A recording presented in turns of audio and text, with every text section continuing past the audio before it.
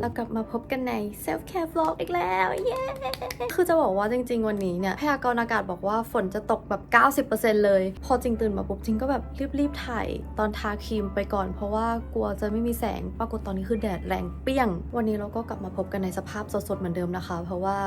ตามสไตล์ Self Care Vlog ก็เดี๋ยวจริงจะมีพาร์ท Get Ready ใดๆให้ดูเป็นผู้เป็นคนแล้วก็ท็อปิกของ Self Care วันนี้เนี่ยคือจริงมั่นใจว่าจริงบอกเรื่องอายุตัวเองไปหลายคลิปมากๆแล้วแต่คลิป Self Care ล่าสุดจริงก็เมนชั่นเรื่องอายุจริงไปยังมีหลายคนที่ยังช็อกอยู่ฉะนั้นวันนี้เนี่ยท็อปิกที่จริงอยากจะพูดถึงก็คือการดูแลตัวเองในวัย20เข้า30ของจริงนะคะเดือนพฤศจิจริงก็จะอายุ30แล้วแต่ว่าหน้าจริงอันเนี้ยไม่มีโบท็อกริ้วรอยเลยนะคะคือเข้าใจว่าอายุ30มันไม่ใช่อายุที่แบบเยอะขนาดนั้นแต่ว่าก็มีแหล่งที่เขาบอกว่าอายุ30คือวัยกลางคนแล้ว ซึ่งจริงก็รับไม่ได้เหมือนกันจริงก็ยังคิดว่าตัวเองยังเป็นเด็กที่เพิ่งโตอีกสิ่งหนึ่งที่จริงจะแนะนำในคลิปนี้ก็คือเรื่องการออกกำลังกายนะคะการดูแลรูปร่างจริงได้รับคำถามนี้มาเยอะมากซึ่งแบบจริงไม่เคยที่จะลดน้ำหนักนะคือทุกอย่างมันคือไลฟ์สไตล์ที่ทำให้มันมาประกอบเป็นรูปเป็นร่างแต่คือจริงๆอะตอนอยู่เกาหลีกับตอนอยู่ไทยเนี่ยไลฟ์สไตล์มันค่อนข้างจะต่างกันเพราะว่าที่ไทยเนี่ยเรากินนอนมันก็สามารถอ้วนได้ง่ายเนาะแต่ว่าช่วงนี้จริงกลับมาออกกำลังกายแล้วจริงก็เลยจะมาแนะนำนะคะว่าจริงออกกำลังกายอะไรบ้างแล้วก็ทำยังไงให้สามารถเมนเทนน้ำหนักได้เพราะว่าถ้าใครติดตามมาจะเห็นว่าจริงแบบน้ำหนักลดลงเรื่อยๆนะคะแต่ว่าตอนนี้มันคงที่ดูแล้วหุ่นดูสวยอะเอาเป็นว่าเดี๋ยวเราค่อยมาคุยกันตอนนี้เดี๋ยวเราไป get ready กันดีกว่าให้ดูงานผิววันนี้นะคะอันนี้คือหน้าสด 100% นะผิวมีความแบบglow ฉ่ำมากอะเหมือนตอนที่จริงตื่นมาจริงกลัวฝนมันจะตกกลัวจะไม่มีแสงก็เลยรีบทาครีมไปก่อนนะคะแต่ว่าเดี๋ยวจะมาแนะนำด้วยว่าวันนี้จริงใช้อะไรบ้างรูทีนสกินแคร์วันนี้ของจริงเป็นสกินแคร์วีแกนแบรนด์เกาหลีนะคะอันนี้ชื่อแบรนด์ว่า APLB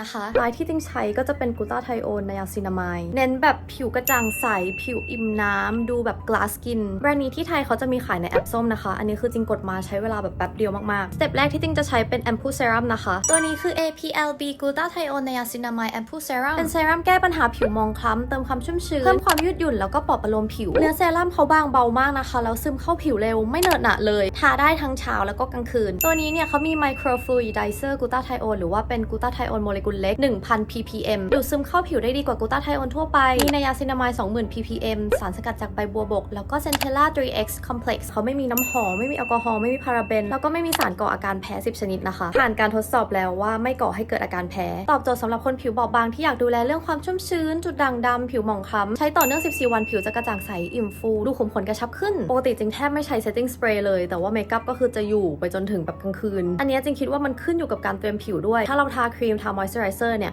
มันก็จะช่วยล็อกความชุ่มชื้นให้ผิวแล้วก็ปรับสภาพผิวให้มันแบบเป็นเหมือนแคนวาสที่เรียบเนียนอารมณ์เหมือนเวลาที่เราแบบใช้ primer นั้นถ้าเราเตรียมผิวทาสกินแคร์แล้วผิวชุ่มชื้นเพียงพอเนี่ยเมคอัพยังไงก็จะติดทนผิวนะคะบางคนอาจจะมองว่าประเทศไทยคืออากาศร้อนมากทาครีมตอนเช้าแล้วผิวจะเหนอะหนะแต่จริงๆไม่ใช่นะคะเราแค่ต้องหา moisturizer ที่เนื้อบางเบาแล้วก็เหมาะสมกับอากาศประเทศไทยให้ความชุ่มชื้นเพียงพอแต่ผิวไม่มันเยิ้มฉะนั้นจึงจะใช้ตัวนี้ APLB Glutathione Niacinamide Facial Cream ตัวนี้เป็นเนื้อครีมกึ่งเจลนะคะ Finish เขาจะเป็นกำมะหยี่ไม่เหนอะไม่เหนียวทาได้ทั้งเช้าแล้วก็กลางคืนเลยตัวนี้ส่วนผสมเขาก็มีทั้ง Glutathione Niacinamide สารสกัดจากใบบัวบกแล้วก็ Centella 3X Complex เหมือนกันแต่ตัวครีมก็จะเป็นอีกหนึ่งสเต็ปที่ช่วยเติมความชุ่มชื้นให้ผิวแล้วเนื้อครีมเขาเหมาะกับอากาศบ้านเรามากนะคะไม่ได้ต้องทาเยอะเลยแต่ว่าเขาให้ความชุ่มชื้นเพียงพอแล้วก็ซึมไวไม่เหนอะหนะไม่ทิ้งคราบมันนะคะเบาผิวมากๆแล้วคนผิวแพ้ง่ายก็ใช้ได้ด้วยปิดท้ายกันด้วยกันแดดนะคะกันแดดตัวนี้เนื้อดีมากทุกคน APLB Glutathione Niacinamide Sunscreen เป็นกันแดดที่ปกป้องแล้วก็บำรุงผิวไปในตัวเขามีส่วนผสมบำรุงเหมือนตัวเซรั่มกับครีมเลยทั้ง Glutathione Niacinamide สารสกัดจากใบบัวบกแล้วก็กันแดด SPF 50 บวก PA 4 บวกเนื้อกันแดดเขาจะเป็นครีมบางเบานะคะแต่ไม่ทิ้งคราบขาวเลยทุกคนทาเยอะผิวก็ไม่วอกนะคะส่วนตัวจึงจะชอบใช้กันแดดที่มีบำรุงเพราะว่ารู้สึกว่าอยากได้อะไรที่มันครบๆซึ่งตัวนี้ก็ตอบโจทย์มากนะคะแล้วเขาให้ finish ที่แบบผิวดูช่ำๆแต่ไม่เยิ้มจริงลองทาไปหลายเลเยอร์ก็คือไม่ได้เป็นคราบเลยไม่เป็นขุยด้วยสามารถเอาไปเติมระหว่างวันได้เลยทากันแดดจบแล้วแต่ว่าเรายังมีรูทีนผิวอีกหนึ่งอย่างนะคะอันนี้จริงคิดว่าเป็นไอเดียที่ดีมากที่แบรนด์สกินแคร์เขาจะมีเป็นแบบ beauty tablet เป็นอีกหนึ่งออปชันให้เราบำรุงผิวจากภายในเพราะจริงๆการทาสกินแคร์อย่างเดียวก็อาจจะไม่พอนะคะ you are what you eat ฉะนั้นจึงขอนำเสนอตัวนี้ด้วย APLB Glutathione Niacinamide Beauty Tablet เขามีกลูตาไทโอน30มิลลิกรัมไนอาซินามาย77มิลลิกรัมวิตามินมิเนอรัลคอมเพล็กซ์ทานทุกวันละเม็ดให้ผิวชุ่มชื้นกระจ่างใสตัวนี้จริงไปเช็ครีวิวมาจากหลายแหล่งมากๆนะคะส่วนใหญ่จะเป็นต่างประเทศซึ่ง positive feedback เขาเยอะมากและเขาก็ได้รับมาตรฐานอนามัยแล้วก็คุณภาพการผลิตจาก HACCP เกาหลีนะคะและตัวนี้ก็เป็นวีแกน 100% ด้วยกลูตาไทโอนเนี่ยเป็นสิ่งที่ร่างกายผลิตได้เองนะคะแต่พออายุมากขึ้นเขาก็ผลิตน้อยลงซึ่งจริงๆการทานกลูตาเนี่ยเป็นอะไรที่ร่างกายเราดูดซึมได้น้อยมากนะคะอันนี้เนี่ยคือเขามีเทคโนโลยี Quick Absorption Form แล้วก็มีการใส่ซีลิเนียมกับวิตามิน E นะคะจะช่วยเพิ่มอัตราการดูดซึมไนอาซินามายก็จะช่วยลดรอยสิวลดจุดด่างดำสร้างเกราะป้องกันผิวและตัวนี้เขาก็มีใส่วิตามิน B2 B6 วิตามิน D แล้วก็มีใส่ซิงค์ด้วยแต่ทั้งนี้ก็ควรทานต่อเนื่องเพื่อเห็นผลที่ชัดเจนยิ่งขึ้นนะคะเขามีขายใน Shopee เป็น Official Store ในไทยนะคะการันตีของแท้แน่นอนแล้วคือส่งไวมากยังไงก็ไปลองได้เลยเนี่ยทุกคนพอจริงอัดคลิปฟ้ามันก็เริ่มมืดแล้วอ่ะวันนี้เนี่ยจริงไม่ได้มีแพลนที่จะออกข้างนอกจริงๆคือเป็นการแต่งหน้าเพื่ออัดคลิปนี้แล้วก็วันนี้เราจะออกกำลังกายนะคะฉะนั้นจริงจะแต่งหน้าเบาๆที่สุดพอเราแบบทำอาชีพเป็น beauty blogger เป็น youtuber เนี่ยจริงก็รู้สึกว่าตัวเองก็ติดแกลมนิดนึงคือแต่งหน้าเบาๆไม่เป็นหรือว่าจริงๆถ้าใครดู self care vlog แล้วชอบให้จริงแต่งหน้าแบบเต็มๆจริงๆอะไรอย่างงี้ก็บอกได้นะคะหรือว่าถ้าชอบเป็นแบบใสๆเมคอัพโนเมคอัพก็บอกกันได้ระหว่างแต่งหน้าจริงก็จะพูดเรื่องที่จริงดูแลตัวเองในวัย20เข้า30ของจริงสิ่งที่ทำมาหลายปีของจริงมีอะไรบ้างอย่างแรกนะคะจริงไม่สูบบุหรี่เลยคือแบบไม่ชอบกลิ่นบุหรี่ถ้าให้เลือกได้จริงก็จะพยายามหลีกเลี่ยงบริเวณที่มีคนสูบบุหรี่แล้วก็จริงเองก็คือไม่สูบบุหรี่เลยนะคะอันนี้คือมันก็แล้วแต่ preference แล้วแต่ความชอบของแต่ละคนเนาะคือเราไม่ได้จะแบบไปรังเกียจหรือว่าไม่ชอบคนที่สูบบุหรี่เรียกว่าไงเป็นเทสส่วนตัวของจริงที่จริงแบบไม่แตะทุกอย่างที่สูบได้แบบทุกประเภทจริงๆต่อมาแอลกอฮอล์นะคะ ถ้าใครตามจริงมาตั้งแต่แรกๆตั้งแต่สมัยทำ YouTube แรกๆจริงๆช่วงจบมหาลัยก็น่าจะเห็นว่าแต่ก่อนจริงมีแบบไปสังสรรค์กับเพื่อนดื่มแอลกอฮอล์หรือว่าถ้าเป็นแรกสุดเลยก็มีแบบไปผับบ้างอะไรอย่างนี้แต่เหตุผลที่จริงไปอย่างนั้นอย่างแรกเลยก็คือเพื่อนจริงเป็นแก๊งที่แบบแฮงเอาท์ด้วยสนุกนะคะช่วยดูแลกันและกันพากันเรียนอะไรอย่างนี้แล้วก็อย่างที่สองจริงเป็นคนที่คอแข็งมากจริงจะมีชื่อเสียงในบรรดาคนรอบตัวเรื่องคอแข็งนะคะจริงเป็นคนที่ดื่มได้เยอะมากแต่ไม่ใช่ตอนนี้แล้วนะคะคือถ้าเป็นแต่ก่อนเนี่ยคอแข็งมากแบบถ้าเป็นวัดระดับโซจูที่เป็นขวดอะไรเงี้ยจริงสามารถดื่มโซจูรสออริจินอลได้แบบ3ขวดก็ไม่ใช่ว่าจะคอแข็งไม่เมาเลยแต่ว่าเหมือนจะเป็นคนที่เมาช้าสมมติว่าไปเที่ยวจนจบแล้วกลับมาบ้านจริงค่อยแบบอะไรเงี้ยแต่ว่าตอนนี้จริงไม่ดื่มแอลกอฮอล์แล้วนะคะถ้าสมมติว่าไปดินเนอร์แล้วก็มีการแบบดื่มไวน์กรุบกริบอะไรเงี้ยก็จิบบ้างแต่ว่าไม่ได้มองว่าการดื่มแอลกอฮอล์เป็นสิ่งที่จำเป็นต่อชีวิตขนาดนั้นแล้วอาจจะเป็นเพราะว่าเราดื่มมาเยอะแล้ว แต่เหตุผลที่ไม่ดื่มแอลกอฮอล์แล้วเนี่ยมีอยู่ข้อ2ข้อ3ข้ออย่างแรกเลยนะคะเมื่อ2ปีที่แล้วจึงเป็นโรคกระเพาะซึ่งมันเกิดจากการที่จริงกินของเผ็ดจัดแต่ว่าเวลาที่เป็นโรคกระเพาะทีเนี่ยสิ่งที่ต้องห้ามเลยคืออาหารรสจัดอาหารเค็มจัดเปรี้ยวจัดเผ็ดอะไรอย่างนี้แล้วก็แอลกอฮอล์นะคะตอนนั้นเป็นโรคกระเพาะที่ใช้เวลารักษาแบบ6 เดือนกินยาทุกวันงดอาหารรสจัดงดแอลกอฮอล์อย่างเงี้ยมันก็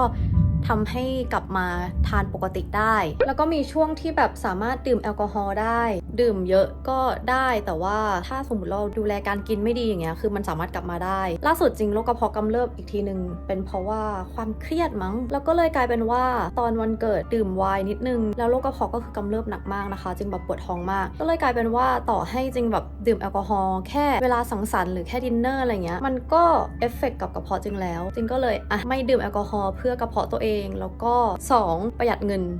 3ถ้าเราดื่มแอลกอฮอล์บ่อยๆเนี่ยเอาดีๆต่อให้คนที่แบบดื่มแอลกอฮอล์เก่งแล้วก็สามารถทำงานได้ทุกอย่างแอลกอฮอล์มันก็เอฟเฟกต์กับร่างกายประมาณนึงนะมันอาจจะทำให้เราลืมนู่นลืมนี่ก็ได้แล้วก็ที่สำคัญคือการดื่มแอลกอฮอล์ทำให้ผิวไม่สวยนะคะผิวแห้งมากนะคะเหมือนการดื่มแอลกอฮอล์จริงๆมันทำให้ร่างกายขาดน้ำฉะนั้นผิวก็จะแห้งรูขุมขนก็จะกว้างแล้วก็พอโตขึ้นอย่างเงี้ยเอาจริงๆเพื่อนหลายคนก็ดื่มน้อยลงนะคะคือเขาแค่มองว่าเราไม่จำเป็นต้องแบบดื่มแอลกอฮอล์เหมือนตอนเด็กแล้วตอนเด็กเราอาจจะดื่มเพื่อสนุกดื่มเพื่อให้รู้ว่าตัวเองดื่มได้เยอะแค่ไหนอะไรเงี้ยแต่พอโตมามันก็ไม่ใช่ priority ที่แบบจะนัดเพื่อนไปเพื่อดื่มอย่างเดียวส่วนใหญ่เวลาที่จริงนัดเจอเพื่อนมันก็จะเป็นการแบบ catch up ใดๆเราไม่ได้อยากจะไปสถานที่ที่มันเสียงดังคุยกันแบบไม่มีสติอะไรอย่างนี้แล้วอะคือก็เป็นแบบ เป็นวัยที่แบบโตขึ้นเราก็สามารถดื่มน้ำเปล่าน้ำผลไม้ใดๆแล้วก็คุยกันก็ได้ ถ้าใครติดการดื่มแอลกอฮอล์ก็ลองใช้ชีวิตเวลากลางวันดูก็ได้นะคะแล้วก็อีกสิ่งที่จริงทำนะคะก็คือเรื่องการพักผ่อนเนาะจริงนอนวันละ7 ชั่วโมงนะคะแต่ก่อนจริงนอนน้อยมากนอนแบบไม่ถึง5 ชั่วโมงเป็นระยะเวลาแบบ3 ปีมัวแต่ทำ YouTube ทำคลิปนู่นนี่แต่เดี๋ยวนี้คือจริงก็แบ่งเวลาให้ตัวเองได้พักผ่อนนะคะเพราะการนอนน้อยมันเอฟเฟกต์กับสุขภาพระยะยาวพอนอนน้อยเป็นระยะเวลานานๆเนี่ยเหมือนเซลล์สมองมันก็อาจจะไม่ได้ถูกสร้างไว้ขนาดนั้นรู้สึกว่าความจำตัวเองแย่ลงมากผิวก็แย่ลงแล้วก็เวลาที่เป็นแผลหายช้านะคะเพราะว่าร่างกายมันไม่ได้มีเวลาฟื้นฟูแต่ถ้าสมมติมีเวลานอนน้อยจริงๆมันก็ทำอะไรไม่ได้แบบต้องนอน4 ชั่วโมงแล้วไปสนามบินอะไรเงี้ยก็ฝืนๆไปจริงก็ยังสามารถฟังก์ชันตัวเองได้ตอนนอนน้อยแต่จะไม่นอนน้อยเป็นนิสัยแล้วเวลาที่นอนน้อยเนี่ยอย่างแรกเลยคือสมองอาจจะทำงานได้ไม่เต็มประสิทธิภาพแล้วก็2ผิวก็แย่ลงนะคะรูขุมขนกว้างขึ้นเพราะว่าเวลาที่เรานอนน้อยเนี่ยร่างกายอาจจะขาดน้ำแล้วเวลาที่ขาดน้ำรูขุมขนก็จะดูกว้างขึ้นนะคะฉะนั้นถ้าใครคอนเซิร์นเรื่องรูขุมขนตัวเองก็พักผ่อนดีๆดื่มน้ำเยอะๆแล้วก็ไม่ต้องดื่มแอลกอฮอล์เยอะนะคะต่อมาอีกสิ่งที่จะทำให้ผิวดีขึ้นไม่ใช่แค่ผิวหน้านะคะแต่ว่าเป็นแบบทั้งร่างกายเลยก็คือการทานน้ำตาล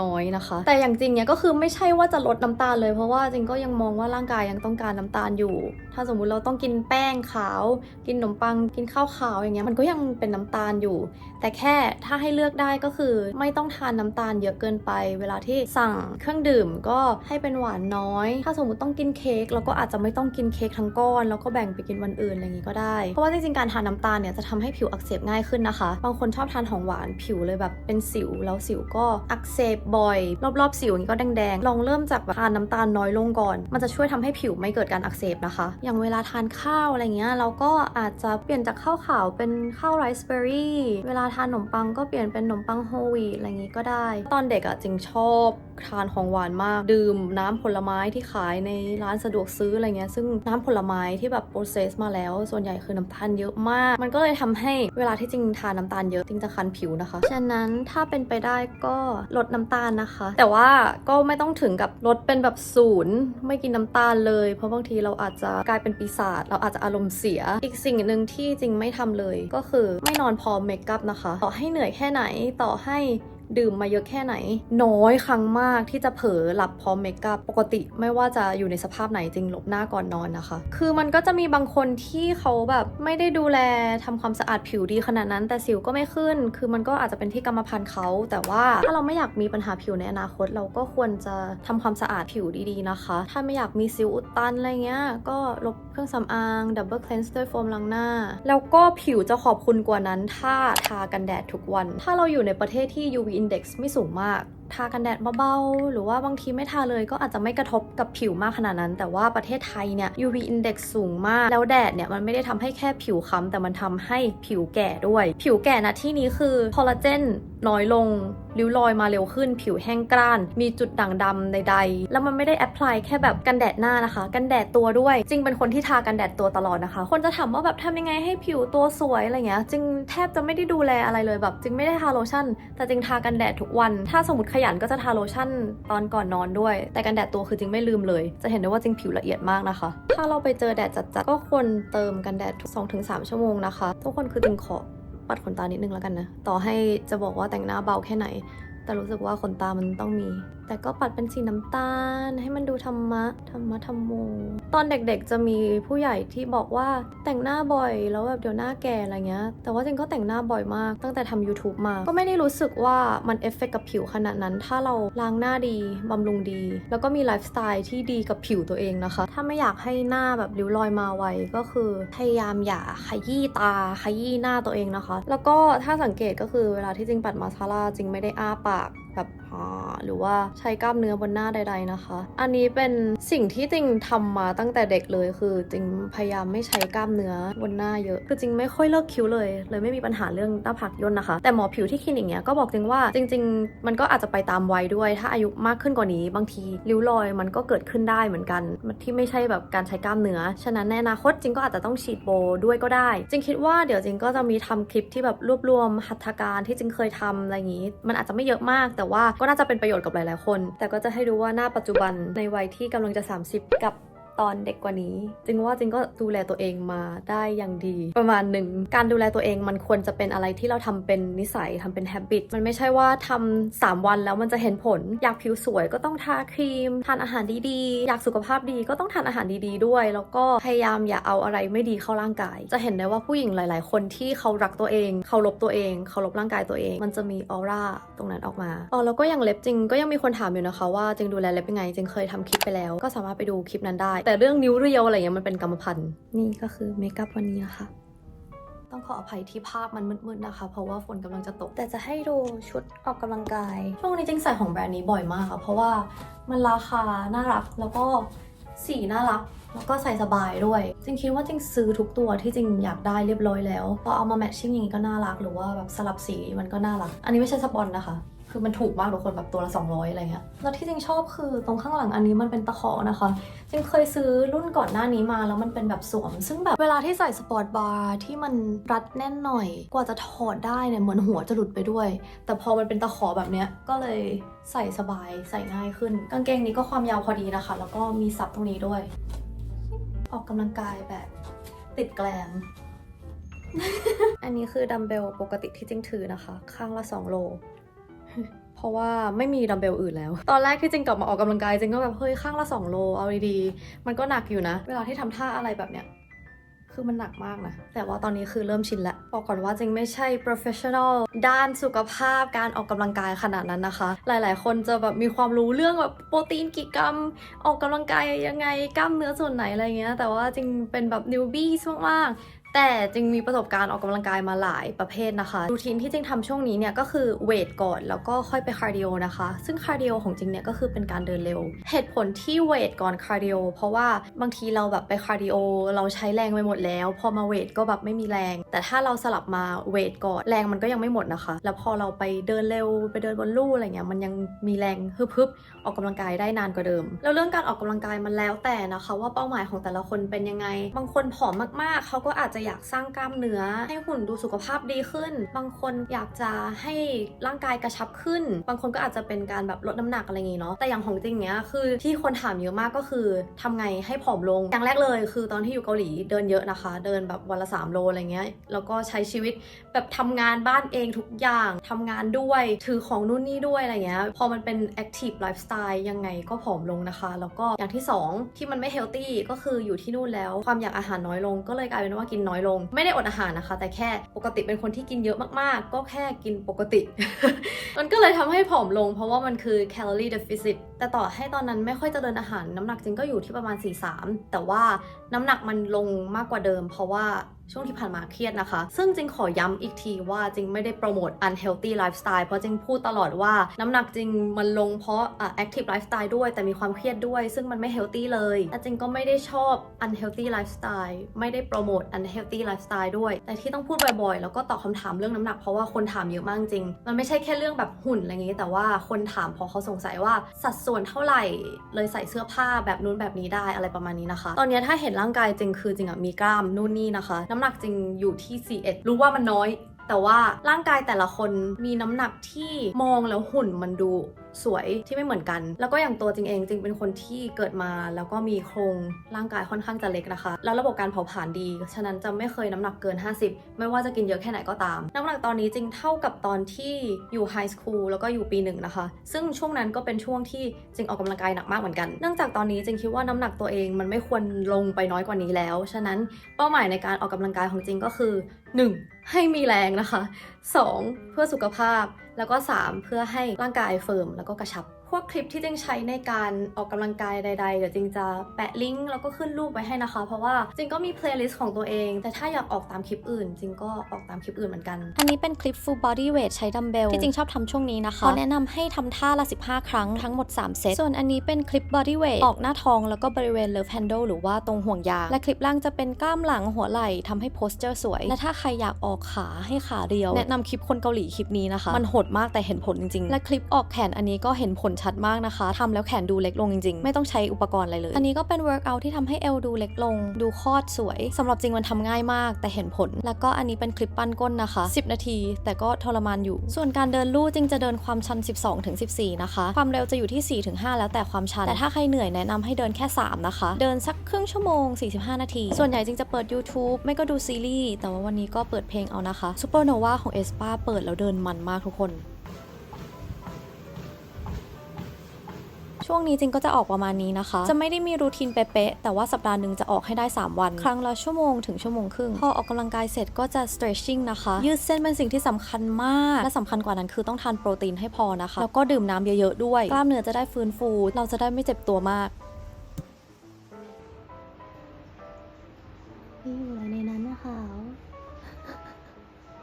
ส่วนอาหารการกินจริงไม่ได้ไดเอทก็ยังกินทุกอย่างที่อยากกินแต่ว่าจริงจะคอนเชียสกับการกินนะคะก็คือจะดูว่าในวันนั้นเราทานโปรตีนพอไหมทานคาร์บเยอะไปหรือเปล่าเพราะว่าอย่างจริงถ้ากินแป้งเยอะเกินไปจริงจะง่วงนะคะแล้วจะทำงานไม่ค่อยได้เท่าไหร่เพราะง่วงแล้วก็จะดูว่าวันนั้นกินน้อยไปหรือเปล่าวันนั้นกินเยอะไปหรือเปล่าถ้ากินน้อยก็กินเพิ่มถ้าวันนั้นกินเยอะวันต่อมาก็กินน้อยลงการกินเยอะวัน2 วันไม่ได้ทำให้เราอ้วนนะคะแต่การกินเยอะทุกวันแล้วไม่ออกกำลังกายมันจะทำให้น้ำหนักขึ้นร่างขยายขึ้นฉะนั้นทุกอย่างมันก็คือพฤติกรรมของเราคนเราไม่สามารถไดเอทตลอดชีวิตได้นะคะแนะนำให้หา healthy lifestyle ที่ตัวเองชอบและรับผิดชอบด้วยการออกกำลังกายเพราะมันไม่ใช่แค่การดูแลหุ่นแต่มันจะทำให้เราสุขภาพดีด้วยจริงๆตอนนี้เป็นเวลาแค่2 ทุ่มกว่านะคะจริงก็ยังไม่ได้จะนอนหรอกเพราะว่าเดี๋ยวต้องเคลียร์งานก่อนแต่ว่าเผื่อใครดูคลิปนี้ก่อนนอนจึงจะแนะนำวิธีที่ทำให้นอนหลับนะคะสำหรับใครที่ก่อนนอนมีความคิดแบบฟุ้งซ่านอะไรเงี้ยเมื่อสัปดาห์ที่แล้วหรือ2 สัปดาห์ที่แล้วนี่แหละจริงเจอ TikTok คุณหมอฝั่งอเมริกาแบบเป็นฝรั่งเขาแนะนำว่าเวลาที่เราจะนอนแล้วความคิดมันแบบชุบเข้ามาจนทำให้เรานอนไม่ได้เนี่ยมันจะมีสิ่งหนึ่งที่เรียกว่า cognitive shuffling นะคะเป็นการจัดระบบความคิดใดๆมั้งถ้าจริงจะไม่ผิดแต่เอาเป็นว่าวิธีมันมีหลากหลายนะคะจริงจะยกตัวอย่างเช่นให้เรานึกถึงคำอะไรก็ได้ random ขึ้นมาแล้วมันไม่ต้องแบบ relate กันเลยอาจจะเป็นแบบสับปะรดรถยนต์ลูกบอลอะไรอย่างเงี้ยนึกไปเรื่อยๆหรือว่านึกคำทุกๆจังหวะที่8ของการเต้นของหัวใจอะไรประมาณนี้แต่วิธีที่จริงใช้เนี่ยคือมีคนคอมเมนต์ว่าให้แบบนึกคำจากอัลฟาเบต A ถึง Z A ถึง C ไปเรื่อยๆอะไรประมาณนี้แล้วมันก็จะช่วยทำให้หลับได้ง่ายแต่สำหรับจริงคิดว่านับ A ถึง C มันอาจจะเร็วเกินไปสำหรับจริงก็เลยจะนับ A แล้วนึกเป็น3 คำนะคะอะไรก็ได้เลยนึกไปเรื่อยๆแล้วมันเวิร์กมากอันนี้จริงลองมาเป็นสัปดาห์แล้วส่วนใหญ่จริงจะนับไปจนถึง J ตัว H ตัว M ตัว N อะไรประมาณนี้มีแค่วันเดียวที่ไปจนถึงตัว C ตัว Z เลยแล้วก็ไม่หลับแต่อย่างเมื่อคืนอย่างเงี้ยแค่ตัว D จริงก็หลับแล้วอะเลยคิดว่าถ้าใครก่อนนอนแบบชอบคิดนู่นคิดนี่ลองวิธีนี้ดูนะคะความรู้สึกตอนที่จะหลับมันจะเป็นฟีลแบบตัว P ตัว P ตัว P แล้วอยู่ๆมันก็วาร์ปแล้วพอรู้ตัวอีกทีก็คือเช้าแล้วนะคะจริงแบบหลับป๊อกไปเลยมันเวิร์กมากยังไงทุกคนลองดูนะคะนี่ก็เป็น self care vlog ของจริงวันนี้นะคะเราดูแล physical health กันนะคะแล้วก็ถ้าใครออกกำลังกายเนี่ยอย่าลืมดื่มน้ำเยอะๆทานโปรตีนให้เพียงพอนะคะวันแรกที่จริงกลับมาออกกำลังกายแบบทั้งยกเวททั้งคาร์ดิโออย่างเงี้ยวันต่อมาจริงแบบเหมือนร่างกายใช้งานไม่ได้คือมันปวดตัวมากจริงก็ฉีดสเปรย์ที่แบบช่วยคลายกล้ามเนื้อดื่มน้ำเยอะๆแล้วก็อัดแบบโปรตีนไข่ต้มเนื้อสัตว์ใดๆไปแล้วภายในวันนั้นจริงก็แบบรู้สึกดีขึ้นก็สามารถออกกำลังกายได้วันต่อๆมาก็ไม่รู้สึกแบบบาดเจ็บกล้ามเนื้อเลยก็หวังว่าทุกคนจะ enjoy กับคลิปนี้นะคะถ้าชอบคลิปนี้อย่าลืมกดไลค์แล้วก็คอมเมนต์คุยกันด้วยแล้วไว้เรามาเจอกันคลิปหน้าค่ะบ๊ายบาย good night